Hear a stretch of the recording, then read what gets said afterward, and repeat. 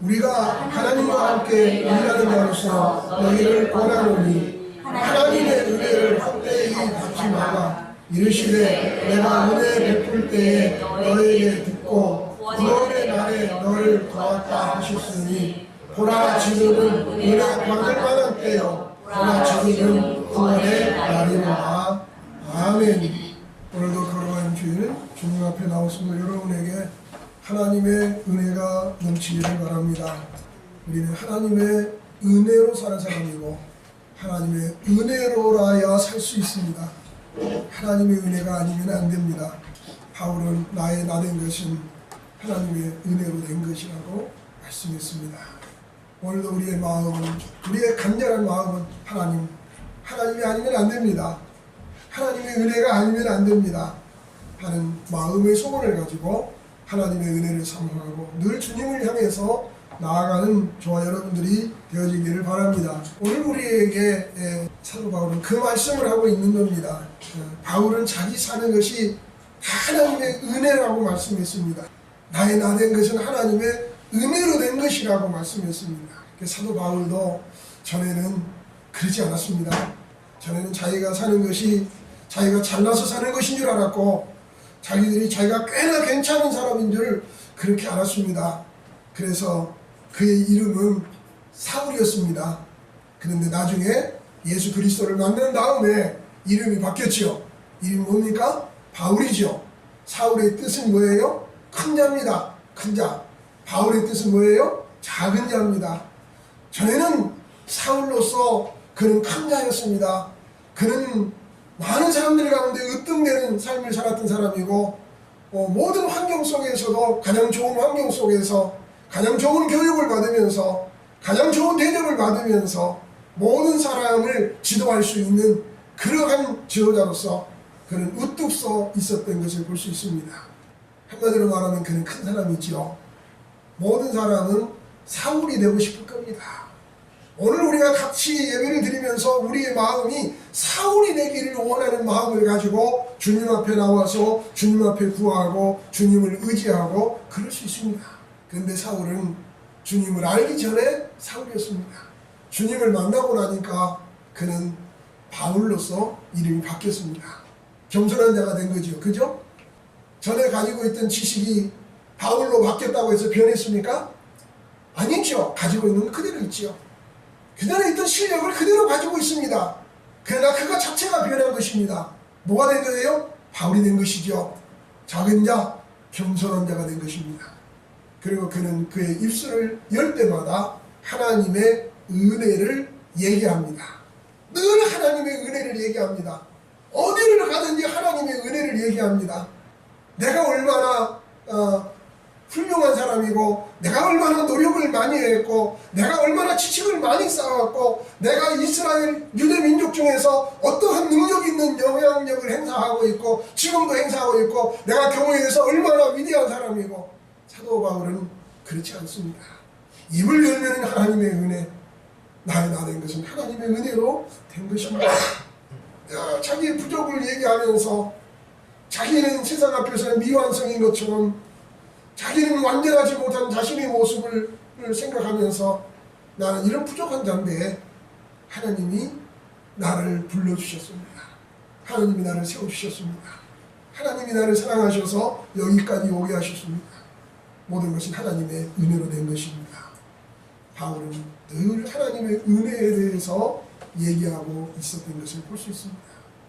자신만 하나님의 은혜 가운데 있고 은혜로 사는 것이 아니라 하나님을 믿는 모든 성도들이 동일하게 하나님의 은혜로 산다는 것이고 하나님의 은혜를 사모해야 된다는 것을 사도 바울은 늘 강조하고 있었습니다.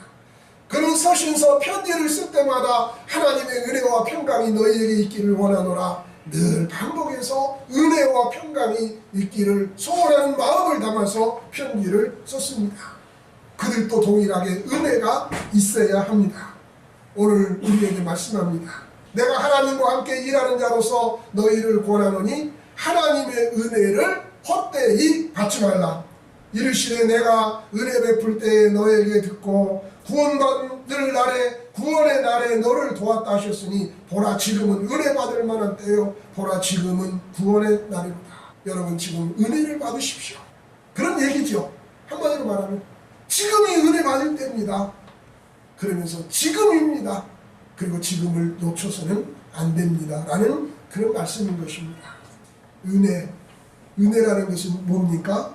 하나님이 거둬주시는 호의죠. 하나님이 거둬주시는 축복입니다. 죄 있는 우리를 용서해 주시는 하나님의 축복입니다. 사도 바울은 그래서 하나님께서 일하지 아니한 자에게 싹을 주시는 그 은혜에 대해서 얘기했습니다.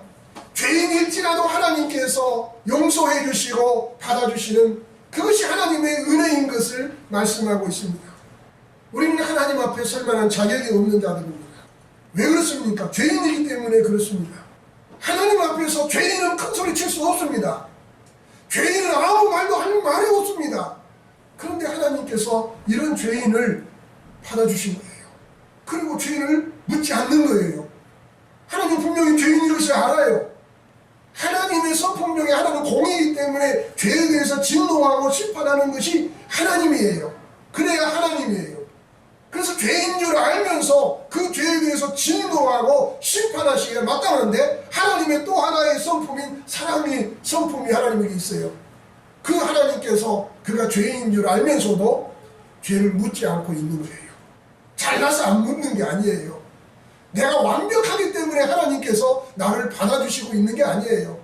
아니면은 미래에 나중에는 잘 것이기 때문에 그냥 단순히 기대감을 가지고 이제까지 못했어도 그냥 봐준다 그런 것도 아니에요. 하나님의 사랑이 죄인된 우리의 그 허물과 죄를 다 덮어주시고 용서해 주신 거예요. 죄가 그대로 있는데 그냥 덮어버린 거예요.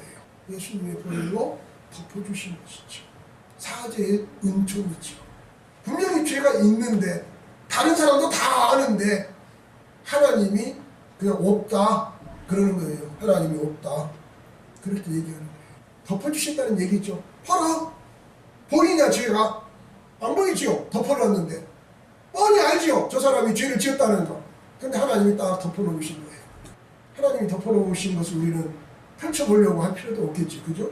하나님이 용서해 주셨으니까 하나님이 저 사람이 다 죄인인데 저 사람만 죄인이겠어요? 내 자신이 죄인이죠. 이게 은혜예요. 이게 죄인인데도 죄를 묻지 아니하고 죄를 덮어주시고 죄가 아닌 것처럼 죄인이 아닌 것처럼 하나님이 여겨주신 그게 은혜예요. 그게. 그럼 우리는 지금 어떤 상황에 살아가고 있어요? 은혜로 살고 있는 거죠. 은혜로. 내가 잘나서 산 거예요? 죄가 없기 때문에 우리는 여기 앉아있고 잘못한 것이 없기 때문에 여기 있을 수 있는 거예요? 아니죠. 은혜 때문에 앉아있는 것이죠. 하나님의 은혜를 우리가 말할 수가 있어야 되고 하나님의 은혜를 이해할 수 있어야 되고 하나님의 은혜가 내게는 가장 소중한 것인 줄 알아야 된다. 그런 얘기입니다. 다행하다는 것은 사도 바울이 자기가 공부한 하나님의 은혜지요. 은혜를 헛되이 받지 말라고 했습니다. 우리는 또 은혜를 헛되게 여겨서는 안 됩니다. 하나님이 우리를 이렇게 은혜를 베푸셔서 구원해 주시니까 이것은 너무나 값싼 것처럼 이렇게 취급을 하는 경향이 많이 있어요. 그래서 마음껏 잘못하고 하나님이 은혜로 용서해 주시고 그냥 봐주실 거야. 이건 은혜를 값싼 것으로 여겨버리는 겁니다. 아주 값싸게 여기는 거예요. 다른 것은 귀한데 이 은혜는 제일 싸구려로 여기고 있다 이 말입니다. 그러니까 그렇게 살아서는 안 됩니다. 은혜는 가장 귀한 줄로 여겨야 되는 것입니다. 우리가 가진 소유 어떤 것보다도 이 은혜가 소중하고 값진 것으로 여길 수 있어야 된다 이 말입니다. 은혜라고 해가지고 이건 누구나 다 그냥 시장 바닥에다 갖다 놓고 누구든지 다 가져가라 하는 그런 것들이 아니죠. 싸구려 물건이 아니지요. 폐기 처분. 이것을 처분해야 되는데 처분할 데가 없으니까 갖다 모아놓고 원하는 사람들 다 가져가세요. 이거 가져가세요. 마치 조금 지나면 다 썩어버릴 그 채소나 이런 것들처럼 너무나 수확이 많아가지고 처치할 데가 없으니까 모아놓고 마음대로 가져가라고 얼마든지 가져가라고 나중에 썩어버릴 그런 것처럼 은혜는 그런 게 아니에요. 은혜는 그렇게 폐기 처분해야 될 값싼 것이 아니라고 말입니다. 은혜는 내가 가진 그 어떤 것보다도 귀한 것이에요. 내 자신보다도 귀한 것이고 내 자녀보다도 귀한 것이고 내가 가진 어떤 소유보다도 귀한 것이 은혜다 그 말입니다. 그 은혜는 뭐예요? 내가 죄인인데 내 죄값을 예수님이 대신 치러주시기 위해서 인간의 몸을 입으시고 하나님이 인간의 몸을 입으시고 이 땅에 오셔서 십자가에 피 흘려 죽으셨다고 하는 사실이죠. 그래서 그 피로 우리의 허물과 죄를 다 씻어주시고 우리를 용서해 주신 거죠. 그리고 우리를 그 값으로 사셔서 하나님의 자녀가 되게 하신 거예요. 너는 내 것이다. 피값으로 사신 거예요. 이게 은혜예요. 은혜의 값은 뭡니까? 피값이십니다. 피값. 생명이에요. 누구의 생명? 그리스도의 생명입니다. 그리스도의 죽음이에요. 그게 은혜의 값이에요. 그런데 우리에게는 거저 주신 거잖아요. 은혜를 값싸게 여기서는 안 돼요. 헛되게 여기서는 안 돼요. 여러분, 우리가 구원받은 것이 하나님의 은혜로 된 것이고 그것 때문에 우리가 천국에 갈 수 있게 되는 건데 그걸 너무나 쉬운 것처럼 여겨서 이제 우리가 이 구원을 얻었으니까 우리가 마음대로 살아보자 그러면서 죄짓고 육체의 쾌락을 위해서 육체가 요구하는 대로 그냥 마음대로 사는 것, 은혜를 무가치한 것으로 여겨버리는 자죠. 은혜가 가장 귀한 것이면은 그걸 귀하게 여기고 그것이 중심이 돼야 되겠죠. 그죠? 여러분, 우리 가정에서 우리가 가지고 있는 것 중에서 제일 귀한 것은 어디다 갖다 놓습니까? 그냥 중심이 가장 소중하게 보존하고 있잖아요. 그죠? 그게 제일 비싸고 가장 귀한 것이면 가장 소중하게 있잖아요. 그것이 가장 소중하면 그것이 그의 삶의 기초가 될 것이고 기준이 될 것이고 그것을 위해서 살 것이고 그것을 지키기 위해서 살 것이고 그것을 자랑하기 위해서 살 것이고 그것으로부터 시작해서 확장하기 위해서 살 것이고 가장 귀한 것은 그런 것이 되어야 되겠죠. 중심이 되어야 되겠죠. 은혜가 가장 귀하면 그것이 우리 인생의 중심이 되어야겠죠. 근데 이 귀한 것을 받아놓고 이것은 저쪽 한 구석에다가 치워버리고 우리의 삶은 내 마음대로 살아가고 은혜와 아무 상관이 없는 삶으로 살아가고 있다. 그래, 아니다 그 말입니다. 은혜가 내 인생의 중심이 되어야 되고 삶의 중심이 되어야 돼. 다시 말하면 나를 위해서 십자가에 달려 죽으신 예수 그리스도가 내 인생의 중심이 되어야 되고 내 인생의 삶의 가장 중요한 자리에 있어야 된다고 하는 사실입니다. 은혜를 욕되게 여기서는 안 돼요. 은혜 받았으니까 이제는 마음대로 살자. 이런 사람들이 있었어요. 사도 바울을 그걸 가지고 공격을 하는 거예요. 네 논리에 따르면은 네가 구원받은 것이 오직 하나님의 은혜로만 된 것이고 우리가 율법을 지키거나 우리의 행위로 된 것이 아니니까 그래 좋다 네 말대로 따르면 우리들이 이제 은혜로 구원을 받았으니까 그러면 이제 마음대로 살아도 되지 않느냐 라는 이야기를 사도 바울에게 하면서 공격을 하는 거예요. 누가 그런 얘기를 할까요? 율법주의자들이 그런 이야기를 하지요. 율법주의자들은 율법을 온전히 지켜야 된다고 생각하는 사람들이에요. 구약의 율법을 다 지켜야 그대로 지켜야 된다고 하는 사람들이에요. 그런데 사도 바울 이야기를 들으면은 율법을 얘기하는 것이 아니라 은혜를 얘기하고 있거든요. 그러니까는 자기들 마음에 안 맞는 거지요. 그 공부를 많이 한 그 율법학자들, 율법주의자들, 사도 바울이 율법을 전에는 자기들과 같이 얘기를 했던 사람인데 이제는 율법을 얘기하지 아니하고 은혜를 얘기하고 있으니까는 이제 바울을 비난하면서 그렇게 얘기하는 거예요. 논리적으로 그러면 은혜로 구원받았으니까 마음대로 살아도 되는 거 아니냐? 또 사도 바울이 뭐냐면은 은혜라고 하는 것은 죄를 많이 지은 사람에게 은혜를 베풀어서 구원을 했기 때문에 죄를 적게 지은 사람보다 많이 지은 사람이 은혜를 더 많이 받았잖아요. 그죠? 더 많은 은혜를 받았잖아요. 더 감격스럽겠지요. 근데 나는 별로 죄를 지은 것이 별로 없는 줄 아는데 하나님이 날 구원해 주셨어 하는 사람하고 나는 정말로 죽어 마땅한 죄인이야. 지옥 가야 될 죄인이고 정말로 나는 악한 자고 나 같은 자는 하나님 앞에 설 수 없는 죄인이야 라고 하는데 그를 하나님이 건져주시고 구원해 주셨어요. 은혜를 베푸셨어요. 그러면 이 두 사람 중에 누가 은혜를 더 많이 받았어요? 예수님 주위에 이런 사람들이 많이 있었어요. 바리새인들은 예수님을 보면서 예수님의 말을 듣고 거기에 대해서 서로 논리정연하게 또 논리적으로 그 말을 이해하려고 하고 서로 문답하고 또 그런 것도 재미로 여기며 사는 거예요. 재미로. 우리가 성경 공부하는 것을 그런 재미로 성경 공부하는 사람들이 있을 수 있어요. 그래서 성경을 가지고 토론하고 그러면서 막 이제 자기가 생각했던 것이 또 자기의 주장을 막 얘기하고 또 성경을 가지고 저 사람을 또 누르고 내 말이 옳다는 것을 변증해서 또 변론해서 이기고 이런 것들을 되게 재미있게 생각하면서 이런 사람들이 많이 있어요. 이런 사람들 항상 성경 가지고 어려운 문제들 또 난해한 구절들 이런 가지고 막 이제 논쟁하면서 막 그래가지고 자기가 이겼다고 생각하면서 많은 것을 알고 있다고 생각하는 그런 사람들이 있어요. 근데 중요한 것은 뭐냐면 하나님의 말씀을 가지고 그렇게 하는 것도 일부분 그럴 수 있지요. 우리가 비진리, 이단 이런 것에 대해서 변증하기 위해서 그런 거 할 수 있지만은 중요한 것은 뭐냐면 하나님 말씀대로 우리가 사는 거죠. 은혜. 그래서 이제 그들이 그런 변론을 하고 있잖아요. 그런 변론을. 죄가 있는 곳에 은혜가 있다고, 죄가 더한 곳에 은혜가 더 크다고, 이런 그 변론이 도달하니까 이제 사도 바울에게 이제 그런 얘기를 하는 거죠. 그러니까 예수님 당시에도 그랬다고 그랬잖아요. 예수님 말씀을 듣는 그 사람들 중에 바리새인들은 변론하려고 하는 거예요.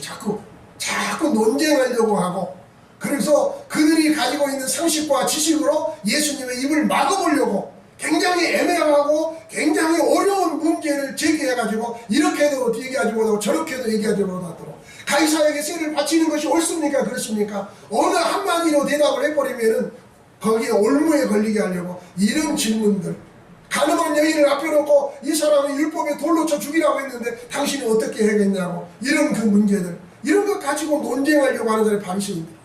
그런데 어떤 죄인은 예수님이 자기 집 앞에 오니까는 예수님의 발을 씻어주고, 또 어떤 사람은 눈물로 그 발을 씻기고, 눈물로 어떤 사람은 향유를 깨뜨려가지고 옥합을 깨뜨려서 예수님의 머리에 부으시고 흘러내리는 그 기름을 닦아내리면서 주님을 대접하는 이런 사람들이죠. 그때 예수님께서 시몬의 집에 들어갔을 때 시몬이 예수님을 영접했잖아요. 바리새인이 그들에 대해서 죄인의 집에 예수님이 들어갔는데 예수님께서 그와 함께 먹고 마신다고 하면서 예수님을 책망하고 예수님이 죄인과 함께 한다고 하면서 비하하고 깎아내리려고 할 때, 내가 너희 집에 들어올 때는 물 한 모금 주지 않았는데 이 사람은 내가 보니까는 눈물로 내 발을 씻었다. 누가 하나님의 은혜를 받았느냐 그 말이죠.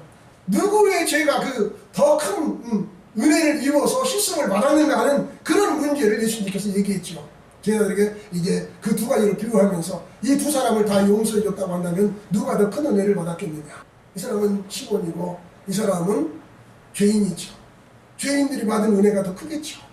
그 눈물을 흘리면서 주님의 그 발을 씻는 그런 모습을 볼 수 있잖아요. 그게 마음이죠. 주님의 은혜를 입었다는 마음이죠.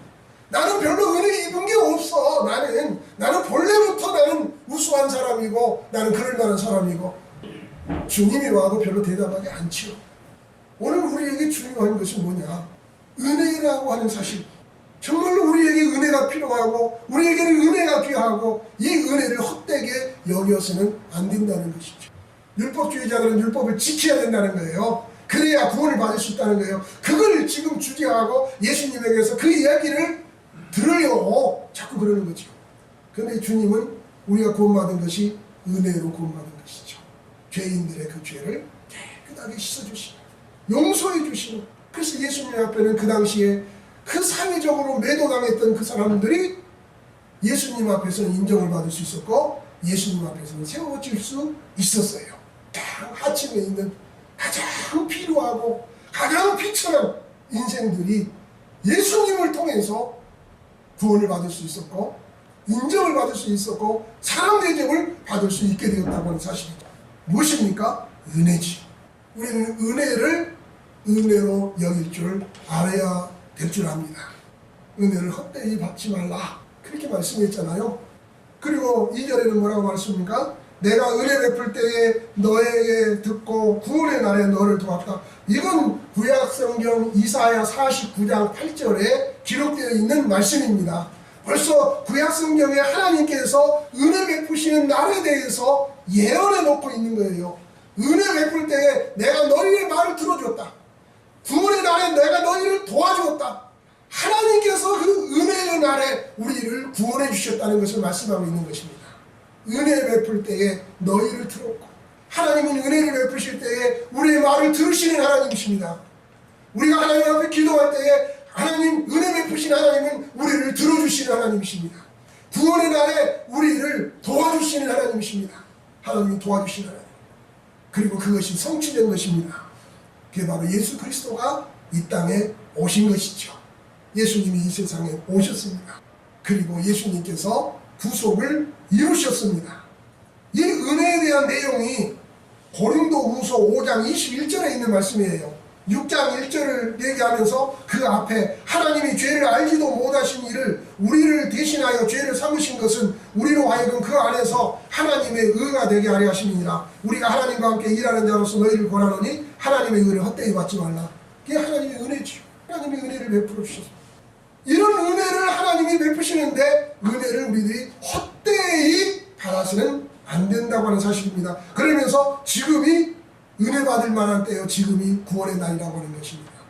고린도후서 6장 1절로 2절을 통해서 바라볼 때에 오늘 은혜를 헛되이 받는 것은, 이것은 기회를 헛되이 날려버리는 것입니다. 하나님이 주신 은혜의 기회를 우리가 헛되게 하는 것입니다. 헛되게 날려버리는 것입니다. 하나님이 주신 은혜, 이 기회, 은혜 받을 기회를 인식하라고 하는 뜻입니다. 지금이 은혜 받을 때가 아니냐, 이걸 깨닫지 못하면 안 된다는 것입니다.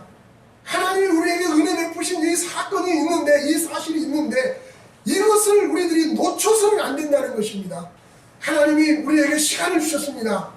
하나님께서 해와 달과 별들을 만드시면서 이 땅에 시간이라는 것을 창조하셨습니다. 이런 시간들이 우리에게 주어져 있고, 그리고 그 시간 속에서 그 순간순간이 우리에게 주어진 시간일 텐데 그 시간이 얼마나 소중한 것임을 우리에게 가르치고 있는 것입니다. 시간은 중요한 것입니다. 소중한 것입니다. 우리는 시간을 기회로 볼 줄 알아야 되는 것입니다. 세월을 아끼라 때가 악하니라, 에베소서 5장에 말씀하고 있습니다. 세월을 아끼라 때가 악하니라. 이건 말씀이 무슨 말씀이냐면 때가 악하기 때문에 하나님이 주신 기회를 붙들라는 것입니다. 하나님이 주신 기회를 선용하라는 것입니다. 하나님께서 주신 모든 시간들, 이것은 기회라는 것입니다. 시간은 기회입니다. 시간을 흘려보내는 것은 기회를 놓쳐버리는 것입니다. 시간이라는 것은 얼마나 소중한 것인지 모릅니다. 그런데 많은 시간 중에 가장 중요한 시간, 그게 뭐냐면 예수께서 우리를 구속한 그 시간을 하나님이 약속하셨고, 그 시간이 도래했고, 그 시간이 우리에게 왔지요. 그래서 이제 우리는 은혜 받을 만한 시간, 은혜 받을 만한 때에 있는데도 불구하고 은혜를 놓쳐버리면 그 사람만큼 불쌍한 사람은 없는 겁니다. 허송세월해서는 안 되고, 그래서 시간을 도둑맞아서는 안 되는 것입니다. 루터는 은혜는 지나가는 소낙비와 같다고 했습니다. 그러므로 기회를 잃으면 그것은 못 받는다 그랬어요. 은혜는 지나가는 소낙비와 같다. 때가 있지요. 소낙비가 쏟아질 때가 있습니다. 그러면 그때 그 비를 맞아야 되겠죠. 기회를 잃으면 그것을 못 받는다는 것입니다. 이 다음에 보자. 우리는 늘 기회를 연기시키려고 하는 경향들이 많이 있습니다. 지금 구원 못 받아도 다음에 때가 되면 구원 받을 수 있겠지. 지금 말씀을 안 들어도 다음에 때가 되면 또 말씀이 임하겠지. 아니라는 것입니다. 우리는 하나님께서 주신 그 수많은 기회들을 이제까지 놓쳐왔고 흘려보냈습니다. 그럴 때마다 우리는 어떤 생각이냐면 다음이 또 있다는 생각을 가졌습니다. 우리가 오늘 주일날 못 나오면 다음 주일날 나오면 되지. 오늘 오후에 참석 못하면 다음에 한 5년 있다가 그때부터는 내가 이제 오후에도 참석하겠지. 수요일날 우리가 하나님의 은혜를 받고 하나님의 말씀을 받아야 되는데 하나님이 그때 우리에게 축복을 해주실 텐데 그때 그 기회를 내가 못 잡았어도 다음에 또 언젠가 또 가면은 기회가 주어져 있겠지. 아닙니다. 이미 그 기회는 지나갔습니다. 하나님께서는 어떤 사람에게 그 시간이 그에게 문제를 해결해 줄 시간이고, 그 시간이 그에게 하나님이 복을 주실 시간이고, 그 시간에 그가 그에게 있었더라면 하나님께서 풍성하게 부어줬을 그 시간이고 그 기회입니다. 이게 은혜 받을 만한 때죠. 그런데 우리가 그걸 헛되게 여겨버렸다 그 말입니다. 어디에서 한탄할 수 있겠습니까? 우리는 은혜 받을 만한 기회를 놓쳐서는 안 된다고 하는 사실입니다. 언제입니까? 지금이라고 말씀합니다. 지금이라는 말을 지금 계속 강조하고 있습니다. 지금이 은혜 받을 만한 때고 지금이 구원의 날이다. 지금 내가 해야 될 일을 하고 지금 결단해야 될 것을 결단하고 지금 회개해야 될 일을 회개하고 지금이라는 것은 회개해야 될 현재입니다. 여기서 말씀하고 있는 지금이 구원의 날이다. 지금이 은혜 베풀 때다. 이 은혜는 뭐겠습니까? 구원과 관계된 것이죠. 그죠? 구원과 관계된 것. 그러니까 지금이 바로 구원을 얻기 위한 회개가 있어야 될 때죠. 회개해야 될 때죠. 그 얘기입니다. 지금이에요. 나중에 회개하겠다. 회개하기 위해서 하나님께서 기회를 주셨어요. 하나님이 회개할 수 있는 기회를 주셨는데 그걸 놓쳐서는 안 됩니다. 그때 회개해야 되는 거예요. 그리고 잊어버렸어요. 그리고 나중에 회개했는지 안 했는지도 모르고 그냥 살아갈 수가 있어요. 나중에 그것 때문에 문제가 될 수 있어요. 그것 때문에 일이 얽힐 수가 있고 그것 때문에 축복의 통로가 막힐 수가 있어요. 이스라엘 백성들 보면은 하나님께서 비를 내려주시려고 하는데 비가 안 내리는 거예요. 비가 몇 년 동안 계속해서 2, 3년 동안 비가 안 내리는 거예요. 이유가 뭔가 알아봤더니 이유가 있던 거예요. 잘못한 거예요. 잘못한 거. 이스라엘 백성이 잘못해놓고 회개를 안 하고 그 문제를 해결하지 않은 거예요. 그리고는 그냥 아무 일 없던 것처럼 그냥 살아갔는데 어느 날 그것이 딱 걸려있는 거예요. 그걸 회개하지 않은 거예요. 여러분 회개 안 하고 그냥 지나가 버렸다고 해서 다행이라고 생각하고 내가 잊어버렸다고 생각해서 회개할 것이 없는 것이고 그런 게 아니에요.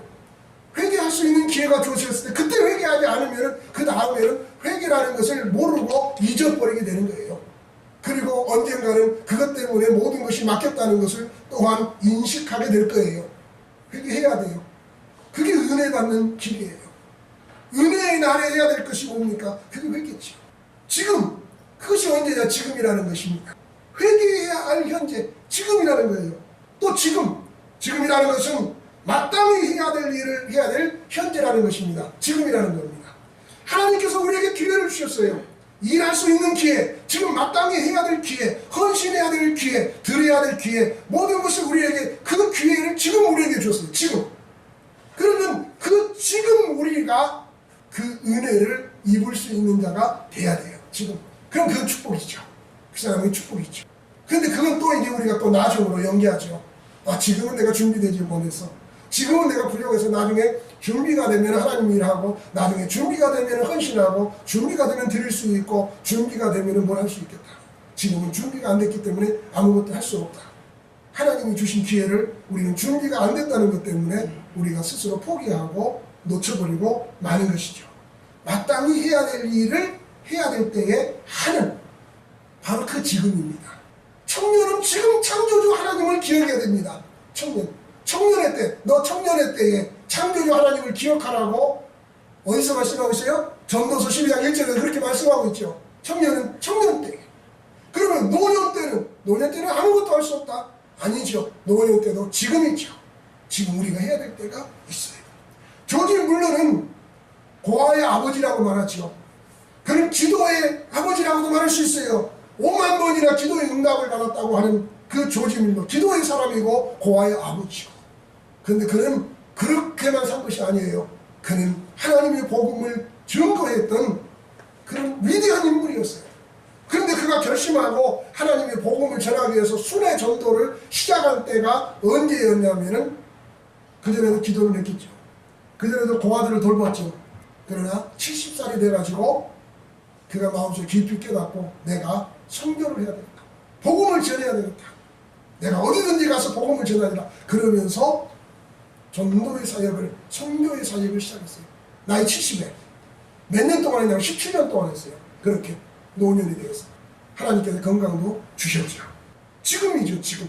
지금 하나님께서 기회를 주시고 깨닫게 하시고. 어제 우리 김 권사님 그랬어요. 이제 날씨 이제 시원하시면은 모퉁이에 가가지고 길거리에 가가지고 이제 전도 주시겠다. 하나님께서 좋은 기회를 주셨고 하나님 은혜를 주신 줄 믿어요. 권사님만 그러면 되겠어요? 우리 같이 그래야죠. 그죠? 지금이에요. 하나님께서 마음 주시는 때. 하나님의 복음을 전하고 하나님의 나라를 위해서 나이가 많아도 70이 넘어서도 87세까지 했으니까 지금 지금이 회개할 때고, 지금이 하나님을 찾아야 될 때고, 지금이 기도해야 될 때고, 지금이 복음을 전해야 될 때고, 이게 은혜 가운데 우리에게 주어진 현실이다 그 말입니다. 이게 은혜와 함께 우리에게 주어진 것이에요. 은혜 받을 기회를 우리는 헛되게 여겨서는 안 될 줄로 믿습니다. 은혜를 또한 육체의 야욕으로 사용해서도 안 됩니다. 은혜를 헛되이 받지 말라. 은혜, 우리가 은혜 받는 목적이 육체의 욕심을 이루기 위해서 하나님 나에게 은혜가 필요합니다. 이것은 은혜를 헛되이 받지 말라는 내용이겠죠. 그죠? 하나님은 나를 위해서 은혜를 베푸시기 위해서 자기 몸을 희생해서 줬더니 우리는 그것 가지고 헛된 일, 자기 욕망을 이루는 일에 그걸 사용하려고 그렇게 생각한다면 이건 은혜를 헛되이 받으려고 하는 거죠. 은혜를 육체의 야욕으로 그렇게 여겨서는 안 된다. 우리는 늘 은혜의 자리에 있어야 될 줄로 아는 것입니다. 사도 바울처럼 겸손한 마음을 가지고, 그리고 이제 우리는 그 은혜를 사모하는 마음을 가지고 살아야 될 줄로 아는 것입니다. 은혜 받을 길만 가면은 우리는 은혜를 안 받을 수가 없는 거예요. 은혜를 누가 받느냐? 원하면 받는 거예요. 그게 바로 지금이 은혜 받을 만한 때 지금이 구원의 날이라고 했어요. 하나님이 도와주시겠다는 거거든요. 하나님이 들어주시겠다는 거죠. 하나님께서. 그게 은혜잖아요. 은혜. 하나님께서. 그리고 그 하나님은 자기 아들을 보내주셔서 희생의 제물이 되게 하신 그 주님이잖아요. 그 주님이 들어주시겠다고 그러고 그 주님이 도와주시겠다고 그러는데 우리가 가만히 있으면 안 되겠죠. 그죠? 그런 주님 앞에 우리의 마음을 사모하는 마음을 가지고 달려나가야 되겠지요. 그게 지금입니다. 지금이 은혜 받을 만한 때요. 지금이 구원의 날이라고 하면 어째 너희들이 그냥 머물러 있느냐 그런 얘기죠. 지금 이 순간이 얼마나 중요한데 은혜 받을 만한 때인데 왜 그 자리에 머물러 있느냐. 여기 은혜가 있다면 달려가야 되지 않겠느냐. 이런 이야기 아니겠습니까? 38년 된 병자가 있습니다. 그는 늘 그 우물가를 바라보면서 그 베데스다 연못을 바라보면서 막연한 생각을 가지고 있습니다. 예수님께서 찾아오셔서 내가 낫고자 하느냐. 내가 낫고자 하느냐. 하나님께서 마음이 없는 자에게는 주시지 않습니다. 그에게 낫고자 하는 마음을 주시는 거죠. 여러분, 물은 누가 쳤습니까? 갈증을 가지고 있는 사람이 물을 쳤는 거죠. 오늘 우리가 주님의 은혜를 강한 심령을 가지고 사모하면서 찾고 구해야 된다고 하는 것입니다. 가까이 있다는 것입니다. 멀리 있는 게 아니라는 겁니다. 너무나 가까이 있기 때문에 내일로 미루면 안 된다는 거예요. 은혜가 가까이 있다고 해서 지금이라는 이 시간, 너무나 가까운 시간이 있죠. 이미 주님께서는 십자가의 구속을 통해서 신약시대가 바로 이 은혜에 있다라고 그러잖아요. 은혜의 시간 가까이 있잖아요. 그런데 우리는 늘 있을 것이라고 생각하고 내일 또 있을 것이라고 생각하고 그 은혜의 시간을 놓쳐버리는 경향이 많고, 가까이 있다고 해서 내일 또 그 자리에 있을 것이라고 생각하고 그러면서 허송세월하고 지나쳐버릴 수가 있고 나중으로 미룰 수 있고, 그러다 우리는 아무것도 누리지 못하고 결국은 주님이 우리에게 베푸신 그 풍성한 은혜를 우리는 다 헛된 것으로 여겨버리고, 안 줘서가 아니라 이미 줬는데 그것을 내가 게을러서, 내가 열심을 내지 않아서, 내가 주님 앞에 갈증을 가지고 물을 찾듯이 그렇게 찾지 아니해서 그 모든 것을 떠나버리고, 그 가치를 알지 못해서 그걸 떠나버리고 아무것도 받은 것이 없이 나중에는 하나님만 원망하면서 하나님 왜 안 줬습니까? 하나님 뭐라 그래요? 내가 다 줬는데 너 그때 왜 안 가져갔냐? 내가 다 줬는데 너는 왜 그걸 안 받았지? 문제는 우리에게 있는 거랍니다. 지금이 은혜 받을 만한 때요. 지금이 구원의 날입니다. 우리는 이 은혜를 소홀하게 여기서는 안 되고 헛되이 여기서는 안 되고 우리에게 주어진 기회를 우리가 붙잡음으로 이 은혜가 우리에게 풍성해지는 놀라운 역사가 저와 여러분 가운데 있어지기를 축원합니다. 기도하겠습니다. 살아계신 하나님 아버지, 은혜를 감사합니다. 주님께서는 우리에게 은혜를 베풀어 주셨습니다. 근데 우리는 그 은혜를 알지 못하고 은혜의 가치를 알지 못하고 은혜가 얼마나 소중한 것을 귀하게 여기지 못하고 그저 흘려보내는 때가 얼마나 많은지 모릅니다. 다음에도 또 은혜가 있을 거라고 생각하고 다음에도 기회가 있을 것이라고 생각하면서 우리는 그 모든 것을 뒤로 남겨놓는 경우가 많습니다. 하나님, 우리를 불쌍히 여겨주시고 긍휼히 여겨주시옵소서. 은혜를 깨닫게 하시고 은혜를 사모하게 하시고 늘 은혜를 얻기 위해서 애쓰고 힘쓰는 우리들이 다 되게 하여 주시옵소서. 회개할 때 회개하게 하시고, 우리에게 일하게 하시고, 섬기게 할 때에 섬길 수 있게 하시고, 주님께서 원하시는 일을 기쁘게 감당할 수 있는 우리들이 되게 하셔서 주님 앞에 인정받고 칭찬받고, 또 우리가 주의 은혜로 간든하게 세워져 갈 수 있는 우리들이 다 되게 하여 주시옵소서. 예수님의 이름으로 감사하며 기도하옵나이다. 아멘.